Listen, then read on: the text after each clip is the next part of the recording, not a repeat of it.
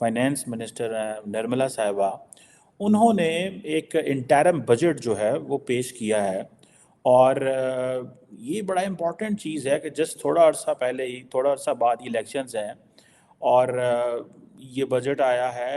Important چیز اس میں جو سمجھنے والی ہے، جس نے مجھے کلک کیا ہے، and if these figures are true, تو وہ یہ ہے کہ انڈین اتھارٹیز یہ کہہ رہی ہیں کہ ہم نے 250 ملین لوگوں کو ملٹی ڈائمینشنل پاورٹی سے نکالا ہے۔ بڑی ڈیولپمنٹ ہمارے سامنے اس وقت آئی ہے کہ جس وقت انڈیا کی طرف سے بجٹ پیش کیا گیا ہے، شارٹ ٹرم بجٹ، اس میں ایک تو یہ کہ کچھ ایسی کمال کی حیرت انگیز ڈیولپمنٹس ان کے سامنے اکانومی کی نظر آ رہی ہیں جو انہوں نے تفصیل سے بیان کی ہیں۔ ان کا کہنا یہ ہے کہ 250 ملین انڈینز کو انہوں نے پاورٹی لیول سے اٹھایا ہے۔ وہ کہہ رہے ہیں کہ 47 ٹریلین ڈالرز ان کی اکانومی ہوگی۔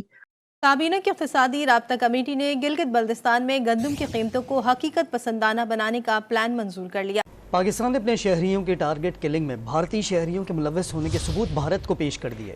نمسکار دوستو، جے ہند دوستو، بھارت سرکار نے 2024-25 کا بجٹ پیش کیا ہے، جس میں بتایا گیا ہے کہ بھارت نے 250 ملین لوگوں کو پاورٹی سے باہر نکالا ہے۔ آنکڑا سن کر کے پاکستانیوں کا کہنا ہے کہ ہماری طرف لوگوں کے پاس ابھی بھی آٹا نہیں ہے۔ گلگت بلتستان میں لگاتار آٹے کے لیے پروٹیسٹ ہو رہے ہیں۔ کیا پاکستانیوں کا ریئیکشن؟ ویڈیو کو سٹارٹ کرتے، لیکن اس سے پہلے یدی آپ نے ہمارے چینل کو سبسکرائب نہیں کیا تو سبسکرائب کریں، ویڈیو پسند آئے تو لائک کریں، کمنٹ کرو اور شیئر کریں۔ یاد رکھے کہ دنیا، اور یہ دنیا کے لیے گیم چینجر ہوگا۔ تو بیرسٹر صاحب، ایک طرف وہ 250 ملین پیپل کو پاورٹی لیول سے اٹھا رہے ہیں، وہاں پر گلگت بلتستان میں سستے آٹے کے لیے لائنیں لگی ہوئی ہیں، وہاں پر سی پیک کہاں پر پہنچا، آگے کہاں تک پہنچے گا، اور یہاں پر وہ کہہ رہے ہیں کہ اب ان کا جو اکنامک کوریڈور وہ سٹارٹ کیا، وہ دنیا یاد رکھے گی اس کو، دنیا کے لیے ورلڈ چینجر ہوگا۔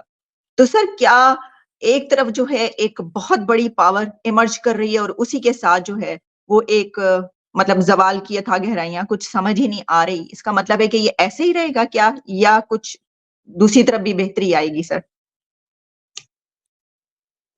دیکھیں جی، جو کچھ وہ کہہ رہے ہیں وہ ایک حقیقت ہے، وہ کوئی ڈریم یا کوئی فکشن نہیں ہے۔ دنیا کی اکانومی جو ٹرن لے رہی ہے، اس میں جس طریقے سے ریجنل اور انٹرنیشنل ارینجمنٹس ہو رہی ہیں، کاریڈورز بن رہے ہیں، نئی صف بندیاں ہو رہی ہیں، وہ بالکل کلیئر ہیں، اور اسی حساب سے دنیا کی جو اسٹریٹجک اور ملیٹری جو موڈ ہے وہ بھی سیٹ ہو رہا ہے۔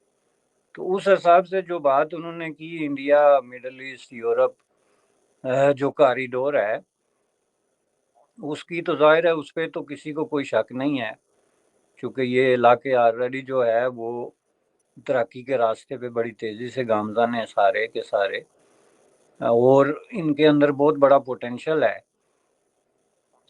دنیا کے جو موسٹ ریچ اور انفلوئنشل قسم کے جو ہے کنٹریز اور پرسنالٹیز اور پیپل جو ہے وہ ان علاقوں میں آباد ہیں۔ تو اس حساب سے اگر دیکھا جائے تو یہ اگر اس طرح کا کوئی منصوبہ جو ہے وہ سکسیسفلی لانچ ہوتا ہے تو ظاہر ہے فیوچر میں اس کے بہت بڑے اثرات مرتب ہوں گے۔ یہ دنیا کا ایک نیا فیز ہے، جو پہلا فیز تھا پہلی اور دوسری جنگ عظیم کے بعد ایک موڈ سیٹ ہوا، اس کے بعد پھر 60s اور 70s کے بعد جا کے ایک دوسرا موڈ سیٹ ہوا، اور اب ایک تیسرا جو ہے جو بلاکوں کی شکل میں، کاریڈورز کی شکل میں، اور یہ جو بیلٹ ہیں اس کے حساب سے ہو رہا ہے۔ تو اس حساب سے یہ ایک تو بہت بڑی جو ہے وہ یہ خوشائند بات ہے کہ جو انڈیا میں پاورٹی کو ایلیمینیٹ کرنے کے لیے جو اقدامات ہو رہے ہیں اور اتنی ملین کی تعداد میں لوگوں کو پاورٹی سے نکالا جا رہا ہے، بہت بڑی بات ہے۔ آل دو کہ جس حساب سے انڈیا میں پاورٹی اس وقت موجود ہے وہ بھی ایک بہت بڑا چیلنج ہے، اور اس کے لیے ظاہر ہے ایک بہت بڑے پیمانے پہ بلینز آف ڈالرز اور کئی سالوں کی جو ہے وہ درست انویسٹمنٹ اور منصوبہ بندی جو ہے وہ اس کی ضرورت ہے۔ لیکن اس کو آپ جس چیز سے کمپیئر کر رہے ہیں across the border CPEC کے ساتھ، یا جو کچھ گلگت بلتستان میں ہو رہا ہے وہ تو ایک ٹریجک سٹوری کے ساتھ اس کو جو ہے وہ آپ کمپیئر کر رہے ہیں۔ گلگت بلتستان کی جو سٹوری ہے وہ بنیادی طور پہ اس کا تعلق کسی طرح کی کوئی ڈیولپمنٹ یا پاورٹی سے نکلنے یا وہاں پہ کوئی لوگوں کو زندگی میں آسائشیں فراہم کرنے کی بات نہیں ہے، بلکہ وہاں پہ مسئلہ ہے ان کے بنیادی زندہ رہنے کے ایز اے ہیومن، جو آپ حقوق کی جب بات کرتے ہیں آپ فنڈامنٹل رائٹس، تو آگے کا لفظ ہے جو ایسے ملکوں اور جگہوں پہ یوز ہوتا ہے جہاں پہ ڈیموکریسی ہوتی ہے، فریڈم ہوتا ہے، یا کسی طرح کی کوئی کانسٹیٹیوشنل اور لیگل ارینجمنٹ ہوتی ہے جس کے تحت سوسائٹیز چلتی ہیں۔ تو ان میں سے کسی چیز کا بھی اطلاق جو ہے وہ گلگت بلتستان پہ نہیں ہوتا، نہ وہاں پہ کوئی کانسٹیٹیوشن ہے کسی بھی طریقے سے۔ آج اگر آپ یہ کہیں کہ پاکستان کس قانون کے تحت جو ہے وہ گلگت بلتستان کو رول کر رہا ہے، تو آپ پاکستان کی ساری قانون کی کتابیں کھنگال کے آ جائیں تو آپ کو کوئی قانون اس طرح کا نہیں ملے گا۔ پاکستان کے کانسٹیٹیوشن کے اندر کوئی ایسی شک نہیں ہے جس میں یہ لکھا گیا ہو کہ گلگت بلتستان کے ساتھ ہماری کیا ریلیشن شپ ہے، ہم اس کو کس نقطہ نظر سے جو ہے وہ ڈیل کر رہے ہیں، کیا لیگل اتھارٹی ہے۔ یہ چیز جو ہے وہ گلگت بلتستان کے حوالے سے ہے کہ اس کے اندر کوئی اس طرح کا کانسٹیٹیوشنل جو ہے وہ ڈاکومنٹ نہیں ہے جس کی روشنی سے ان کی جو ریلیشن شپ ہے وہ پاکستان کے ساتھ ڈیفائن ہو۔ تو اس کا نتیجہ یہ ہے کہ گلگت بلتستان کے لوگ جو ہیں وہ کالونیل دور سے بھی کہیں زیادہ بدترین قسم کی شکل میں زندگی گزار رہے ہیں۔ کالونیل دور کو ہم بہت زیادہ جو کرٹیسائز کرتے ہیں اس میں ہم بہت ساری چیزیں ایسی ہیں جو اگنور بھی کرتے ہیں کہ کالونیل دور کی جو بھی سیٹنگ تھی وہ باقاعدہ ڈاکومنٹڈ ہوتی تھی۔ انگریزوں نے جب بر صغیر کو ٹیک اوور کیا تو اس کو باقاعدہ ایک ڈاکومنٹڈ شکل دی، جس کو بعد میں پھر وہ رفتہ رفتہ جو ہے اس کی شکلیں بدلتی گئی انٹل جو ہے وہ 1947۔ لیکن ہر قانون، ہر ضابطہ جو ہے وہ کتابوں میں قانون کے جو ہوتے ہیں آرڈیننس ان میں لکھا ہوتا تھا۔ اب یہ آپ جو ہے گزشتہ 75 سال سے گلگت بلتستان کو ڈیل کر رہے ہیں، کبھی جو ہے وہ بزنس افیئرز کے نام پہ۔ یہ بہت بڑے سٹیٹسٹکس ہیں، اگر آپ دیکھیں تو ملٹی ڈائمینشنل پاورٹی جو ہے یہ ایک وہ جسے کہتے ہیں نا کہ آپ ایک بڑے پیمانے پہ بڑے لوگوں کو نکالنا، ہم نے چائنا کے بارے میں تو سنا تھا کہ انہوں نے بہت بڑی تعداد میں نکالا ہے۔ آپ دیکھیں کہ یہ جو انڈینز کہہ رہے ہیں یہ ایک بڑا ڈیٹا ہے، ایک بڑی فگر ہے۔ اچھا، مزے کی بات یہ ہے کہ اس بجٹ کے اندر یہ تو کہا جا رہا ہے کہ یہ پرو پیپل پروگرامز انڈین اتھارٹیز یا انڈین گورنمنٹ لے کے آئی ہے، لیکن ایک اور امپورٹنٹ ڈیولپمنٹ ہے جو India Middle East Europe corridor کے حوالے سے ہے۔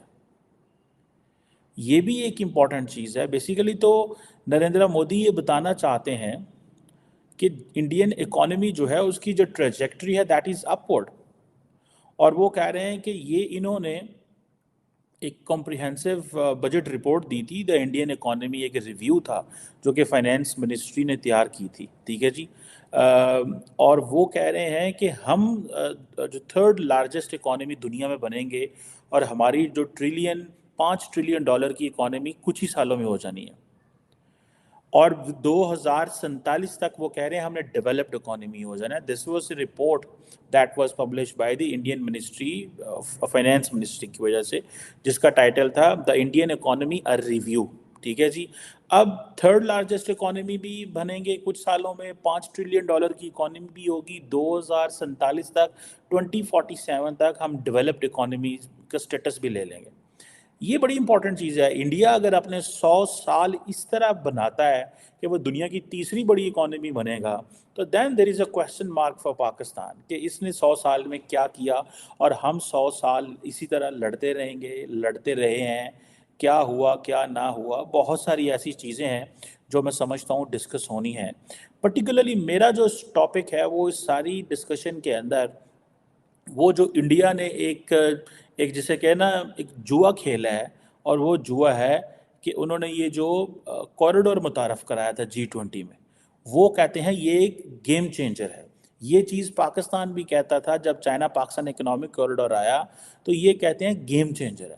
تو دوستوں بھارت سرکار دوارا 2024-25 کا بجٹ پیش کر دیا گیا، جس میں بھارت نے ادھکتر زور غریبوں کے اوپر، ساتھ ہی بھارت کی شکشا اور سواستھ کے لیے کیا ہے، جبکہ پاکستانی فوج زیادہ تر بجٹ اپنا ڈیفنس پر ہی لگاتی ہے، جس سے پاکستانی کافی زیادہ پریشان ہے. بھارت کا بجٹ دیکھ کر کے پاکستانی خوب تعریفیں کر رہے ہیں. پاکستانیوں کا کہنا ہے کہ جس طرح سے بھارت سرکار نے دعویٰ کیا ہے کہ 250 ملین لوگوں کو پاورٹی سے باہر نکالا، اور پاکستان میں اتنے سے ہی زیادہ لوگ پاورٹی میں چلے گئے ہیں، کیونکہ پاکستان کی سرکار ان لوگوں کے لیے کچھ نہیں کر پا رہی. پاکستانی فوج اپنا بجٹ دیکھتی ہے، اسے کسی سے کوئی لینا دینا نہیں ہے. یہی کارن ہے کہ پاکستان آج اس استھتی تک پہنچ چکا ہے، اور پاکستان کے حالات آگے بھی بہتر ہوتے ہوئے نظر نہیں آ رہے، کیونکہ پاکستان کی فوج ہمیشہ سے پاکستان کی پالیٹکس میں حصہ ڈالتی ہے، جس سے پاکستان کے اکانومک حالات خراب ہو جاتے. پاکستان کی فوج ہمیشہ سے پاکستان کی